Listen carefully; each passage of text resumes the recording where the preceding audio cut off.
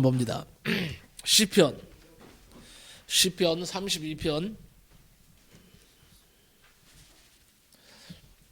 1절부터 11절입니다.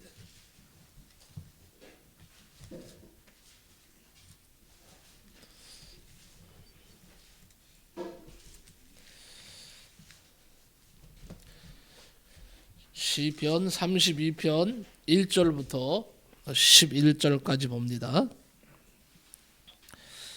구약 성경 쪽으로 824쪽입니다. 다 찾으신 줄 알고 교독합니다. 제가 먼저 읽겠습니다.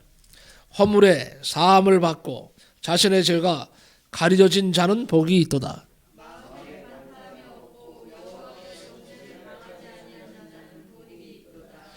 내가 입을 열지 아니할 때에 종일 신음함으로 내 뼈가 쇠하였도다.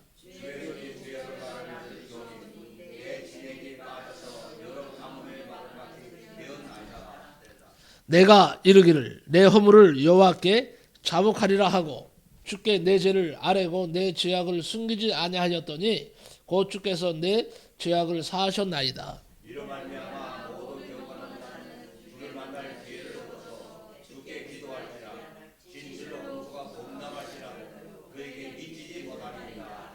주는 나의 은신처이오니 환난에서 나를 보호하시고 구원의 노래로 나를 두르시리이다.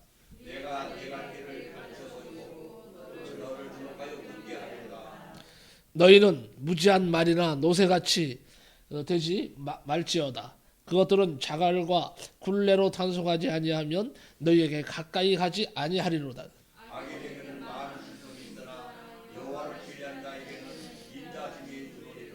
같이 읽습니다. 너희 의인들아 여호와를 기뻐하며 즐거워할지어다. 마음이 정직한 너희들아 다 즐거이 외칠지어다. 아멘.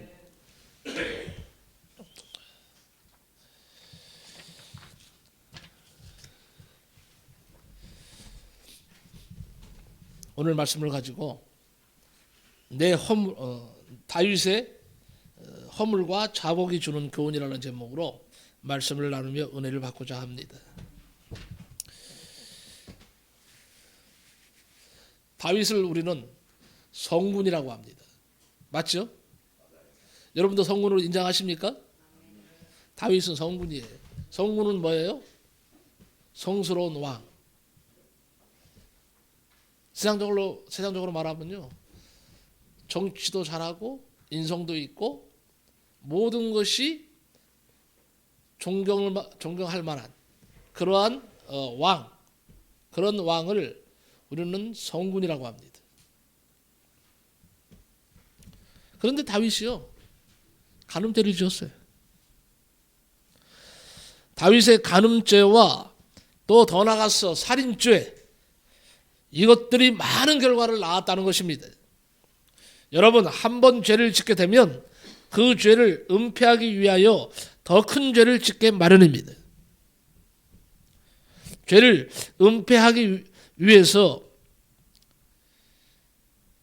참으로 여러 가지 편법을 쓰고 여러 가지 뭐예요? 잘못된 생각들을 가지고 일을 저지릅니다.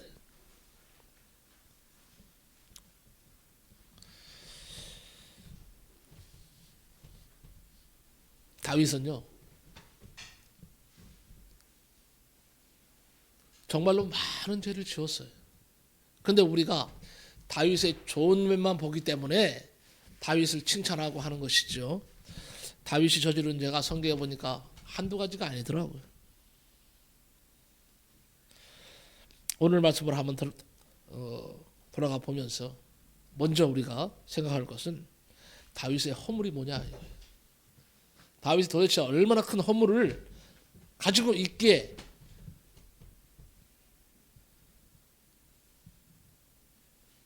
다윗에게 하나님은 진노하시고, 그리고 결국 물론 회개했지만 나중에 어떻게 됩니까? 나중에 그 낳은 자식이 죽지 않습니까? 그리고 그 일로 인해서 나라가 굉장히 토탄에 빠지고 얼음에 빠집니다. 어느 날 오후 다윗 왕은요 낮잠을 실컷 잔 후에 저녁 때가 다 되어서 왕궁 발코니에 올라가서 바람을 쏘입니다. 그리고 무심코 아래를 내려다 보았습니다. 마침 그 밑에 앞집에 창문이 열려 있는 거예요. 그리고 모욕하는 그런 어떤 시설이 있는 거예요. 그런데 성경의 원어를 보면요, 사실 우리가 그렇게 알고 있는데 성경 원어를 이렇게 살펴보면요, 우물가에서 그 밑에 우물가라고 있다고 합니다. 우물가. 그러니까 왕궁 높은 발코니에서 내려다 보니까 마침 그 집이 하나 있고 그 옆에 아마 잘 살았던 것 같아요. 그 옆에 우물가가 있는 거예요. 그런데 우물가에 있는데 여인이 목욕을 하는 그런 광경을 보게 된 겁니다. 그만 유혹에 끌려서 다윗은요 신하를 보내서 그 여인의 신분을 알아보게 합니다. 그리고 곧 그녀가 전쟁터에 나가 나라를 위해 싸우고 있는 장군 우리야 장군의 아내임을 알게 되었습니다.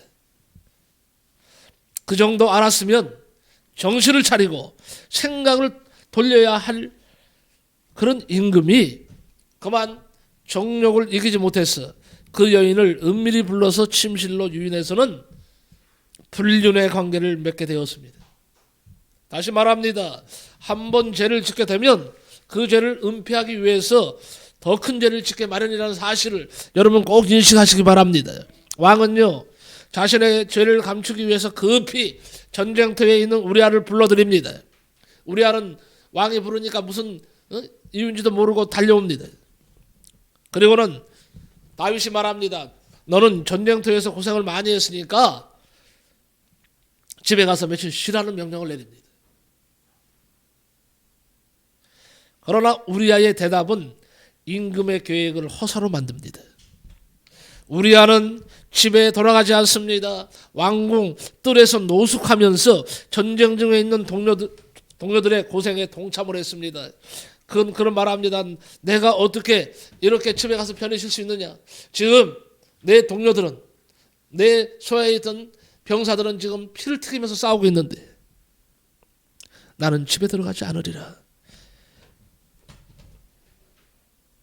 그리고 동료들의 고생에 동참했습니다. 이 얼마나 진실한 충신입니까? 계획이 실패로 돌아가자 다윗 왕은요 제2의 흉계를 꾸밉니다. 술을 잔뜩 먹여서 취하게 하고는 집에 들어가 자도록 했습니다. 왜 그런 줄 아십니까? 그 부인의 임신을 커버하려는 계산이었습니다. 그러나 또 집에 가지 않고 왕궁 문 앞에서 잠을 잡니다. 자, 그것도 실패로 돌아갔어요. 여기서 멈췄으면 얼마나 좋았겠습니까?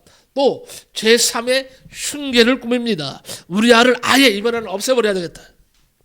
죽여 없애버리는 것이 낫겠다. 그렇게 생각한 다윗은 이제 편지를 써서는 신하 하나를 에게 들려서 보냅니다. 전쟁터로 보냅니다. 전쟁의 내용이 이 편지의 내용이 먼저 와서 형에 나와 있어요. 전쟁이 치열할 때라고 돼 있어요. 전쟁이 치열할 때 가장 앞에 우리아를 세운 다음에 거기서 장렬하게 전사하게 만들어놔요.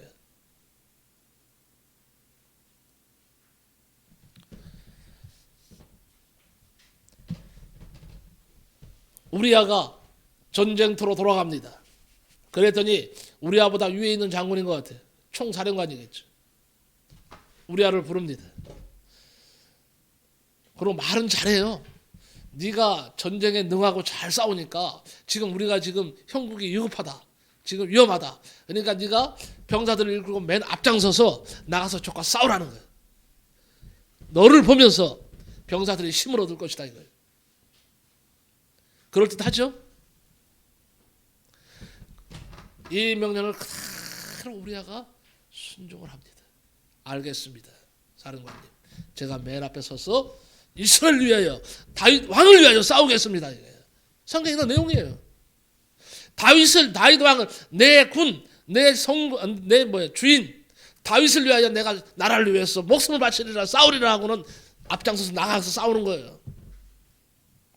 그리고는 어떻게 하는 줄 알아? 아주 비열한 놈들이에요. 이놈들이 그렇게 우리아를 맨 앞에서 싸우게 하고 총알바지를 만드는 거예요. 그 다음에 뒤로 후퇴했다고 했어요. 다른 병사들은 뒤로 빠졌어요. 뭐예요 이거는요? 너 혼자서 화살 맞아 죽으라 이거예요. 성경의 이 계획들 보면 무시무시해요. 다윗의 이 계획들. 그리고 이것들이요. 그리고는 우리아는 그것도 모르고요. 앞에서 그냥 열심히 싸우는 거예요. 싸우다가 장렬하게 전사합니다.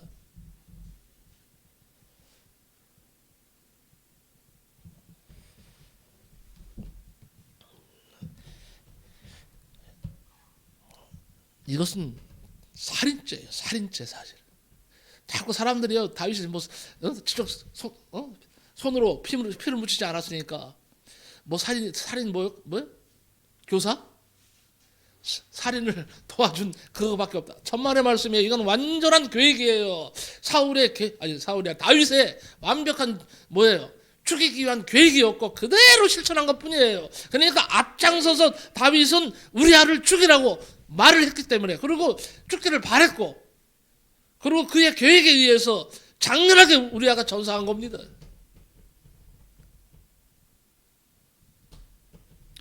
욕심이 잉태한 즉 죄를 낳고 죄가 장성한 즉 사망을 낳느니라. 다윗은 나라의 지도자였습니다. 그런데 그 일로 인해서 신을 잊어버리게 됩니다. 백성들의 원성은 나날이 고조되었습니다. 그러나 누구 하나 감히 왕 앞에 나가서 왕의 잘못을 지적하지 못했습니다. 한번 죄악에 빠지게 되자 다윗 왕은요 신령한 눈을 상실합니다. 사리 분별을 제대로 하지 못합니다. 권위와 권력의 아성에만 사로잡히게 되었고 밧세바의 치맛자락만 잡고 희희낙낙하는 생활을 즐기게 됩니다. 여기서 우리는 다윗이 하나님의 마음에 합한 사람이라는 칭찬까지 들었던 그렇게 높은 신앙의 경지에 있었던 사람이 왜 그렇게 하루아침에 그렇게 몰락했느냐, 그렇게 쉽게 타락할 수 있느냐, 여기에 우리가 주목을 해야 됩니다. 첫째는 쉽게 타락하는 데는 반드시 이유가 있다는 거예요. 쉽게 타락하는 것에 다윗에게 몇 가지 이유가 있었습니다. 그걸 살펴보는 것입니다. 첫째는 다윗 왕은요 자기 직무에 태만했다 하는 것이죠. 자기 직무에. 죄는요 자기 직무에 태만한 사람에게서 기회를 찾고 접근하게 됩니다. 사무엘하 11장 1절에 보면요 해가 돌아와서 왕들의 출전할 때가 되매 아마 이랬던 것 같아요. 해가 되면 각 나라마다 영토를 넓히기 위해서 전쟁을 일으키는 거예요. 왕들이 장군들 신하들을 각 나라마다 모아놓고는 이번 연도에는 올해는 우리가 이만큼의 땅을 뺏어서 확보하자 이거예요. 그게 치열했어요. 여기 보니까 해가 돌아와서 왕들의 출전할 때가 되매 그랬어요. 다윗도 마찬가지였어요. 전쟁을 위해서 사람을 내보낸 겁니다. 여기에 때는 어느 때인 줄 아세요? 이스라엘과 암몬과의 전쟁할 때였습니다. 암몬이 그들의 도성 라빠라는 곳으로 쫓겨가서 끈질긴 저항으로 이스라엘과 교전하고 있을 때입니다. 당시 전황을 보면 이스라엘은 총사령관이 요압 장군으로 되어 있습니다. 요압 장군이 이끈 군대가 적군의 성을 완전히 포위하고 있어서 아주 유리한 상황이었어요. 이런 상황이었기 때문에 다윗은 아마 생각했던 것 같아요. 나는 출전하지 않아도 니들이 가서 싸워도 충분히 이기겠다. 그러니까 내가 굳이 나갈 이유가 있겠느냐. 그리고 요압과 부하들만 내보낸 겁니다. 자기가 나갈 전쟁에 왕들의 전쟁이었는데 자기 대신에 장군을 보내놓고 그런 한가로이 시간을 보내고 있었다는 것입니다. 이것이 바로 다윗의 위기였습니다. 두 번째는요 한가한 시간 때문에 결국 범죄 자리로 나간 거예요. 사무엘하 11장 2절에 보면 저녁 때에 다윗이 그 침상에서 일어나서 왕궁 지붕 위에서 거닐다가 아까도 얘기했던 지붕 위는요 발코니를 말해요. 다윗의 한가했던 시간을 말해주는 말이 바로 이겁니다. 부하들은 지금요 전쟁터에서 싸우고 있는데 왕은 지금 낮잠을 쿨쿨 자고 있어요. 오후 늦게까지 잠을 잤다고 그랬어요. 그리고 일어나니까 무료한 거야. 무료한 게 뭐예요? 그냥 시간이 남으니까 뭘 하지?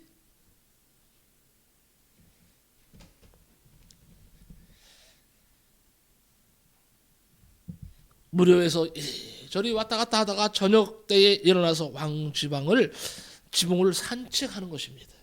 지붕에서 산책을 하고 있는 거예요. 왔다 갔다 하면서.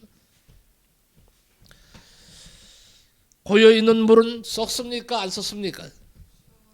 고여있는 물은 반드시 썩습니다. 한가한 시간은 사단에게 기회를 주는 때다. 이것을 기억하시기 바랍니다. 우리는 시간 관리를 잘해야 됩니다. 남는 시간이 주님 앞에 없도록 노력해야 합니다. 한가한 시간, 이것은 뜻하지 않은 태풍을 내 인생에 몰고 올 수도 있다는 사실을 아시기 바랍니다. 열심히 일할 때에는요 범죄할 생각이 없어요. 여러분 아시잖아요. 열심히 일하는데 무슨 범죄할 생각을 해. 지금 일하기도 바쁜 판에. 그런데 꼭 한가해지면 문제예요. 한가해지면 시간 활용을 잘해야 되는데 한가해지면 바로 그때부터 범죄의 자리로 간다는 거예요. 여러분 한가하고 여유가 생길 때 조심하시기 바랍니다. 우리에게 다가오는 죄의 유혹하는 발자국 소리를 듣게 된다는 사실입니다. 한가하다는 것, 이것이 다윗에게 성취함과 더불어서 넘기기 어려운 위기였습니다. 그리고 세 번째는요, 보지 말아야 할 것을 보았기 때문에 그런 거예요. 안 봤더라면 저를 안 지었겠죠.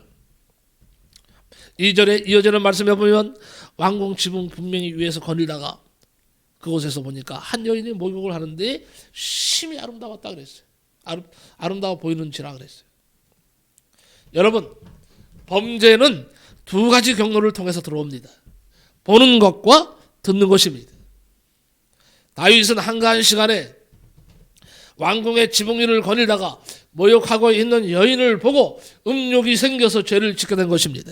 이런 상황 가운데 이제 시골에서 나단이라고 하는 선지자가 다윗 왕을 찾아갑니다.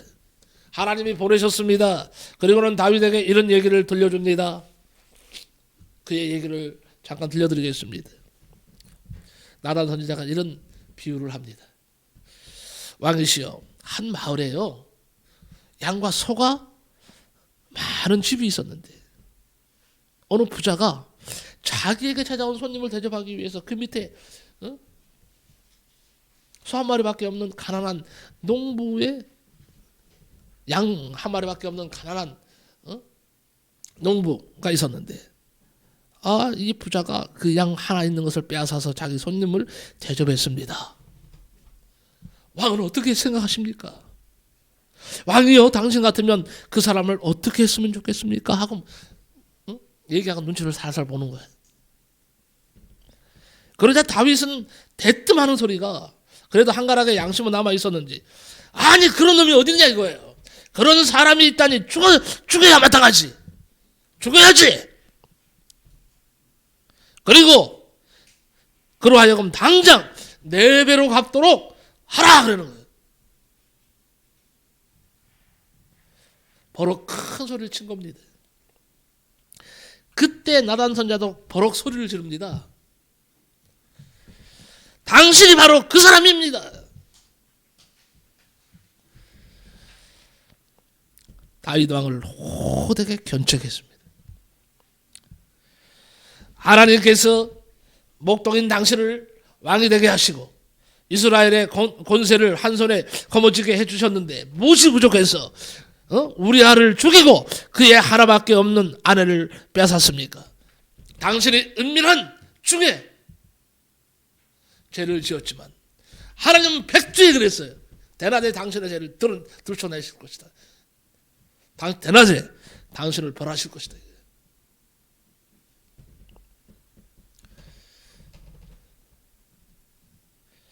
사실은요, 권력자들에게는요, 듣기 싫어도 옆에서 바른 말을 해주는 견책하는 사람이 신하가 있어야 됩니다. 그래야 그 사람이 진짜 왕이 되는 것이고 진짜 대통령이 되는 것입니다. 왕주위에 관심에만 있어. 잘한다고 박수만 치는 사람이 있어. 이러면요, 그 왕은 잘 될 수가 없어. 에? 그리고 권력자라고 해서 무조건 무시해서는 안 됩니다. 권력자 역시 그러한 꾸중을 겸손하게 들을 수 있는 왕이 참 왕이고 진짜 진실한 왕인 거예요. 한 사람의 위대한 인격은요, 성공했을 때보다 실패했을 때, 칭찬보다는 책망을 들을 때에 두드러지게 나타난다고 이렇게 말을 하고 있습니다. 어쨌든 나단의 견책을 받은 다윗의 반응은 무엇입니까? 사무엘하 12장 13절에 보니까 다윗이 나단에게 이르되 내가 여호와께 죄를 범하였노라. 다윗이 솔직하게 변명 없이 자기의 죄를 시인했습니다. 이때부터 다윗은 죄악의 문제를 심각하게 생각하게 되었습니다. 결국에는요, 시편 32편, 36편, 38편, 51편, 102편, 130편, 143편, 7편은요 다윗의 위대한 회개의 시라고 나와 있습니다. 그는 얼마나 철저하게 눈물로 회개했는지 모릅니다. 어떻든 이런 다윗의 범죄를 통해서 우리가 몇 가지 알아야 될 것이 있습니다. 깨달아야 될 것이 있습니다. 첫째는요, 사람은 누구나 범죄할 수 있다는 것입니다. 나도 범죄할 수 있고 여러분도 반드시 범죄할 때가 있을 수가 있어요. 이 사실을 우리가 받아들여야 됩니다. 사람은 연약하다. 누구도 다 범죄할 수 있다 하는 것을 인정해야 됩니다. 교도소에 성교하는 목사님들이요, 죄수를 만나서 이야기를 해보면 어쩌면 그렇게 한결같이 순진하고 착한지. 그렇게 착할 수가 없대. 또 그렇게 잘생길 수가 없대요. 그런데 어떻게 그런 죄를 지을 수 있을까 생각할 때가 많다고 합니다. 우리가 다윗을 볼 때도 마찬가지입니다. 다윗 같은 사람이 어떻게 그런 죄를 지을 수 있을까? 어느 날 성경은 그도 죄를 지었다 이렇게 말을 합니다. 그러면 오늘 우리도 얼마든지 죄를 지을 수 있다는 것을 가르쳐 줍니다. 그래서 성경은 섰다고 하는 자는 넘어질까 조심하라 그랬어요. 우리가 아무리 성경을 많이 알고 기도를 많이 하고 구제도 많이 하고 이런저런 봉사를 많이 한다 해도 죄에서 면제된 것은 아니라는 사실입니다. 죄는 누구에게도 찾아올 수가 있습니다. 누구도 넘어뜨릴 수 있습니다. 그래서 우리들이 해야 할 일이 있는데 죄와 싸우는 것입니다. 괜히 쓸데없이 남편하고 싸우지 말고 아내하고 싸우지 말고 옆에 있는 사람하고 싸우지 말고 치고받고 하지 말고 전체 싸우려면요 마귀와 싸우세요. 죄와 싸우세요. 사랑하는 사람들과 싸울 시간이 있으면 죄와 싸우란 말이에요. 나를 함정에 빠뜨리는 마귀와 싸우세요. 그래서 마르틴 루터는요, 우리의 죄성은 남자의 수염과 같다 그랬어요. 아침에 그것을 깎지만 그래서 깨끗해 보이지만 그 다음 날이면요 또 덥수룩해져요. 차랍니다.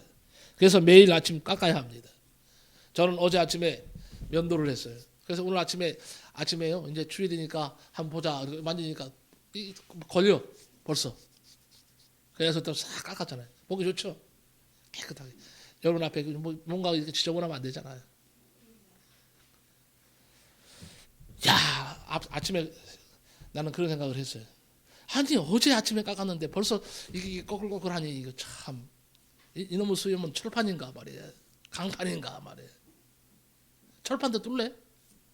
막 그런 생각을 하는 거죠 혼자. 우리 모두가 우리의 죄와 정욕을 십자가에 못 박아 버렸지만은 그러나 죄성은 계속 우리 속에 남아 있어서 매일 자랍니다.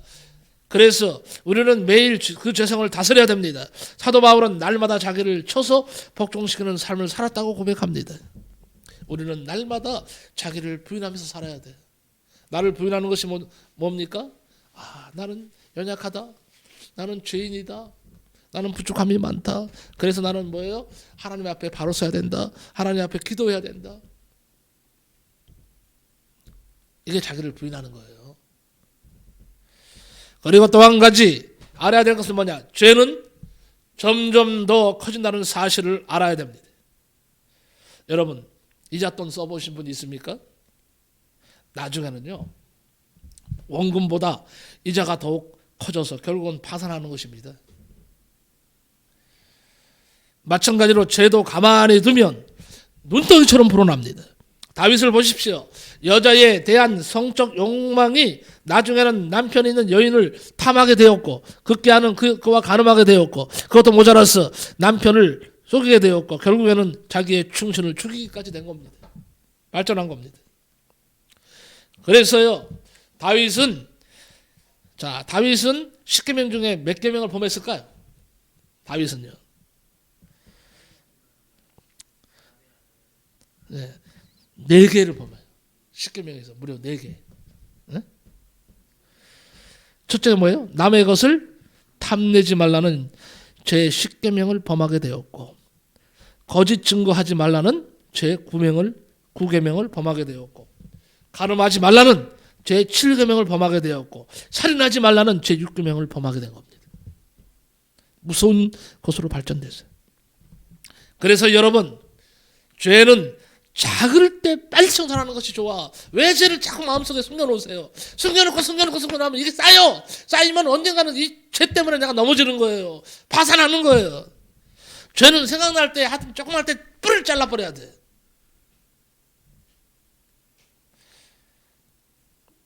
행여나 여러분, 혹시 죄 속에 빠져 있지 않습니까? 더 커지기 전에 빨리 자복하고 회개하는 길이 살 길입니다. 주님께 자수하여 뭘 찾자? 광명 찾자. 예? 옛날에 간첩 그렇게 했잖아요. 여러분, 죄는 숨길 수 없음을 다윗을 통해서, 나단 선지자를 통해서 우리는 배우게 됩니다. 죄는요, 숨길 수 없습니다. 반드시 드러날 날이 옵니다. 완전 범죄 없어요. 완전 범죄 없어요. 세상에 완전 범죄가 어디 있습니까? 그때는 완전 범죄가 닿는데 20년이 지난 다음에, 30년이 지난 다음에 밝혀지는 게 죄예요. 죄는 숨길 수 없어. 사무엘하 11장 27절 하반절에 보면 다윗이 행한 일이 여호와 보시기에 악하였더라 그랬어. 사람들의 눈은 피할 수 있을지 모르지만 하나님의 눈은 속일 수가 없습니다. 그래서 우리가 늘 하나님 앞에서 살아야 하는 것입니다. 신전의식이 있어야 돼요. 그래야만 우리가 이런 죄를 피할 수 있고 이길 수가 있습니다. 다윗은 본문에서 죄가 얼마나 심각한 아픔을 가져오는가를 말하고 있습니다. 그 마음속에 죄를 품고 있을 때의 고통을 뭐라고 말합니까? 다윗이 뼈가 쇠한다 그랬어요. 무서운 말입니다. 뼈가 쇠한다는, 뼈가 녹는다는 말이에요. 닳아서 없어지는 거예요. 뼈가. 죄는 우리 영혼으로 하여금 종일토록 신음하게 만듭니다. 마지막에는 닳아 없어지듯이 고통스럽게 한다는 것입니다. 내 진액이 빠져나간다 그랬어요. 내 진액이 화하여 여름 가물에 마름같이 되었나이다. 진액이라는 것은요, 양분이나 힘을 말합니다. 쉽게 말하면 세상을 살아가는 인생 에너지를 가리키는 말이에요. 그런데 죄는 그 진액을 여름 가물에 바싹 마르듯이 내 영혼을 말라버리게 한다는 거예요. 다윗의 고백이에요. 죄는요, 생명 에너지를 고갈시켜서 창조적 인생을 살지 못하게 만듭니다. 죄에 사로잡히면 아름다운 것을 창출할 힘이 잃게 됩니다. 세상을 건설적으로 살아가지 못하게 합니다. 살고 싶은 생각마저 없어지게 합니다. 이처럼 죄가 엄청난 고통을 가져오는 이유가 무엇일까요? 주의 손이 주야로 나를 누르기 때문이다. 다윗은 그렇게 고백했어요. 내가 죄를 지으니까 하나님이 손이 나타나서 막 나를 주물르는 거예요. 하나님이요, 주야로 나를 주물르는 거예요. 야, 너 죄 지었지? 이놈아, 그 죄를 짓고 너 가만히 있어? 빨리 회개해. 빨리 회개하고 막 주무르시는 거예요. 하나님이 주무시면 정말 우리 고통스러워요. 사람이 주무르는 건요, 아야 그만해 하면 그만할 수 있어요. 안 그래요? 하나님이 주무르시면 이건 막을 길이 없어요. 창조주가 나를 주무르는 되는데, 내 육신도 막 주무르고 내 영혼도 주무르는데 누가 막을 거예요? 막을 수가 없어요.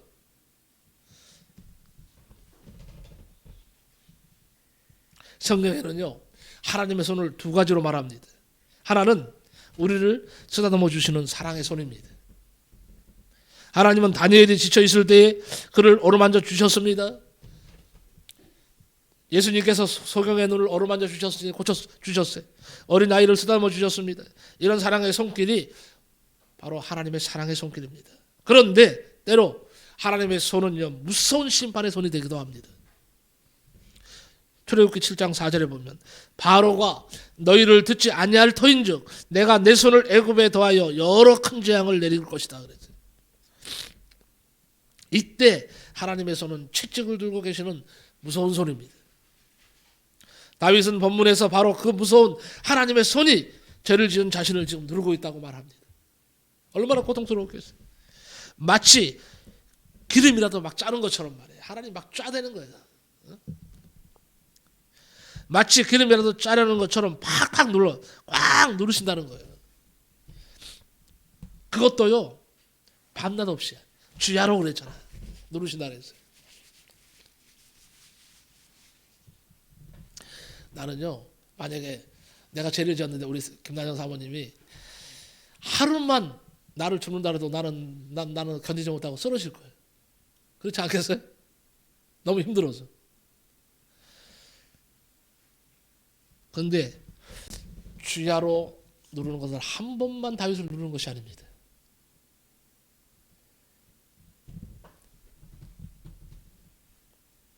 이게 바로 죄로 인한 행복의 파괴인 것입니다. 죄를 품은 사람은 낮에도 밤에도 눌린 삶을 살게 됩니다. 얼마나 괴로운 일입니까?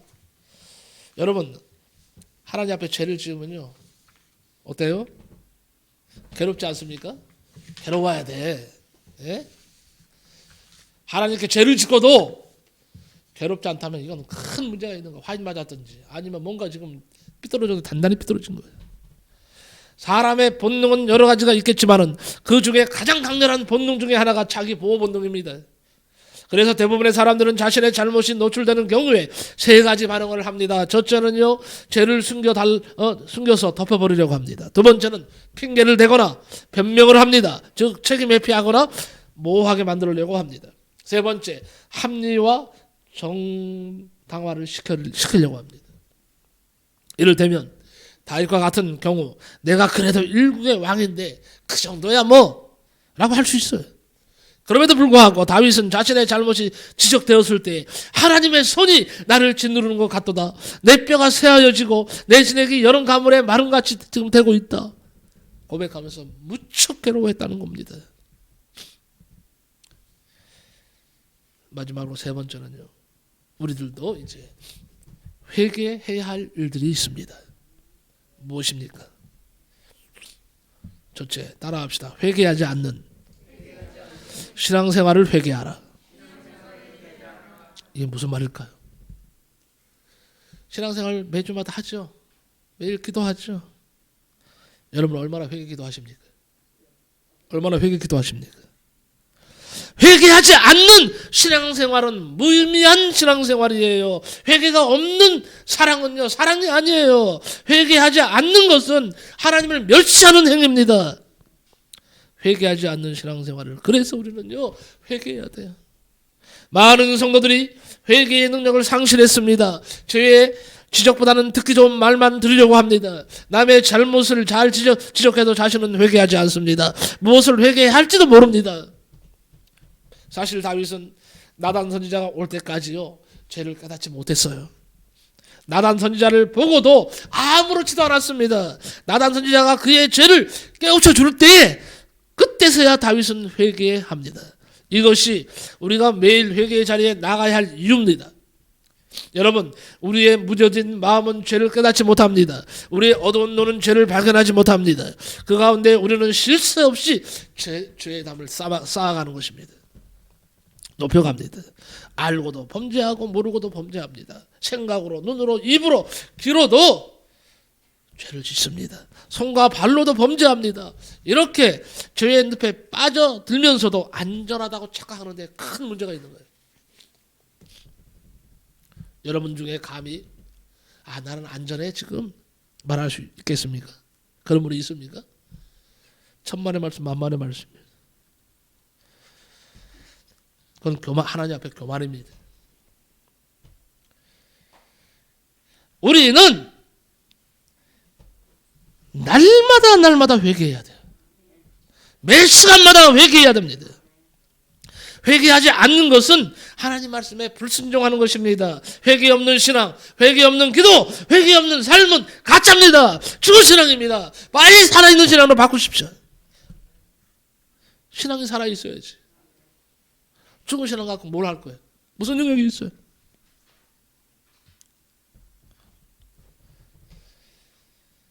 여러분, 근래에 와서 나는 하나님 앞에 죄를 지었고 나는 죽어 마땅한 죄인입니다 하고 통해 자복한 적이 있습니까? 이 죄인을 용서해 달라고 가슴을 치면서 하나님 앞에 눈물을 흘리면서 하나님 앞에 가슴을 쳐본 적이 있느냐 이거예요.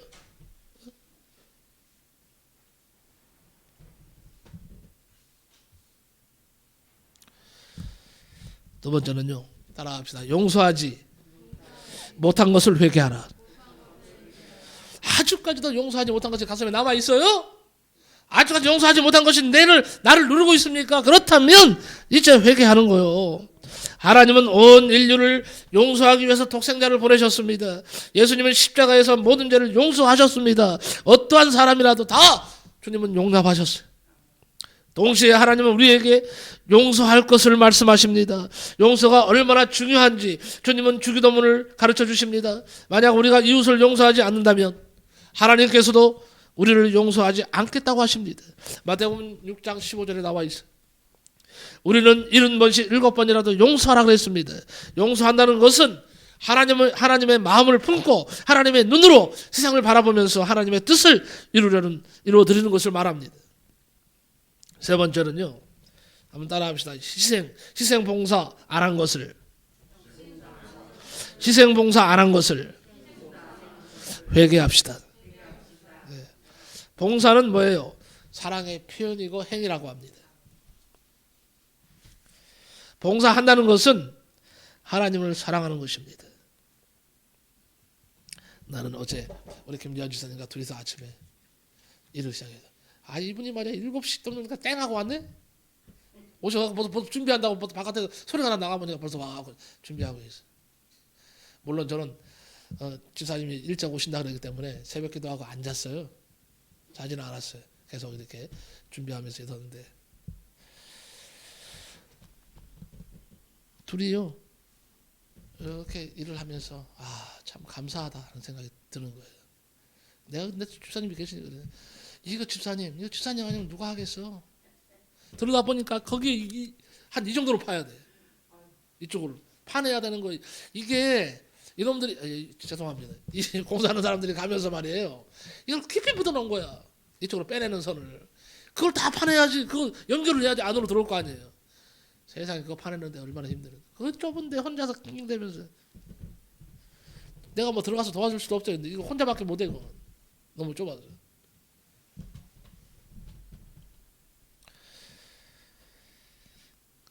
드는 생각이 그래.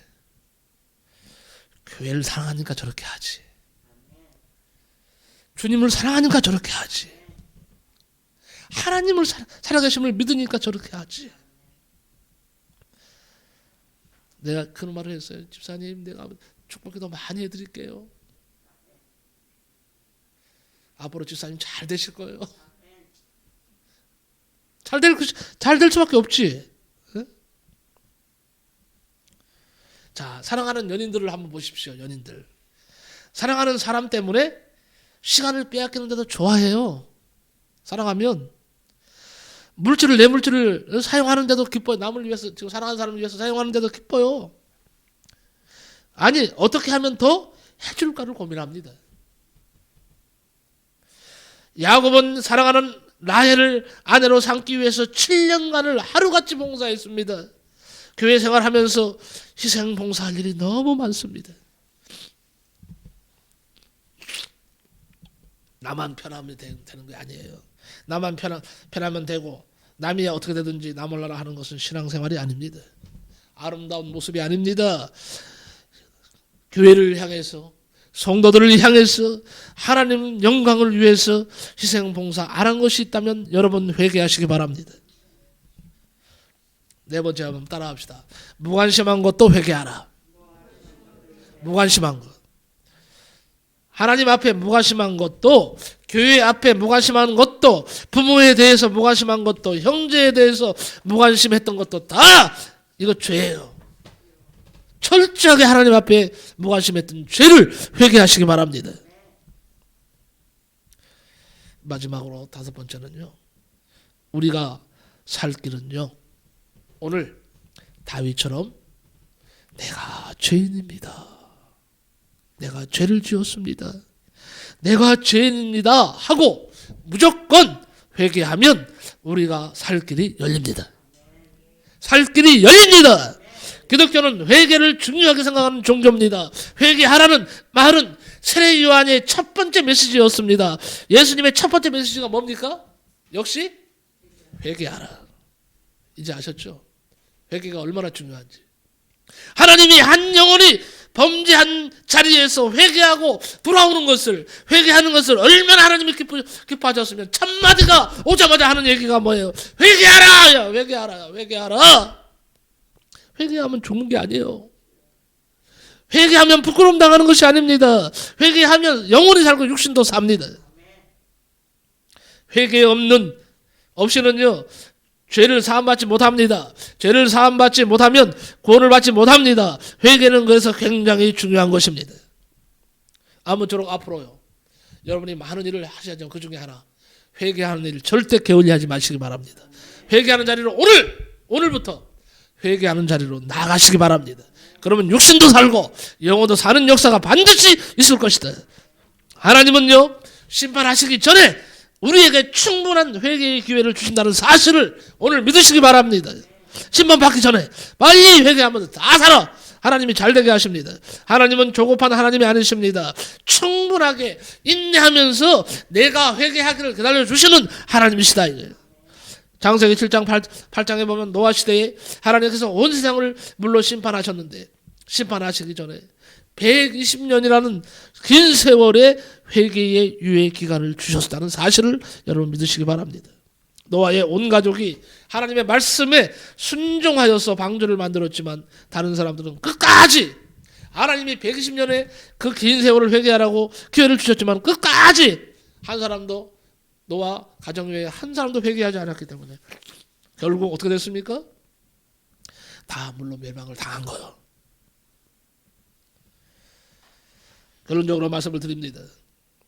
인간은 다 죄인인데 죄 문제를 해결하지 못하면 하나님의 백성으로 살 수가 없고, 구원을 이제 받아서 하늘나라 가도요, 반드시 책망 들을 겁니다. 여러분, 분명히 말합니다. 회개하고 하나님께 돌아오면 모든 죄를 사함받아서 구원을 받게 되고 성령을 선물로 받게 되고 하나님과의 막힌 담이 다 허물어지는 줄로 믿습니다.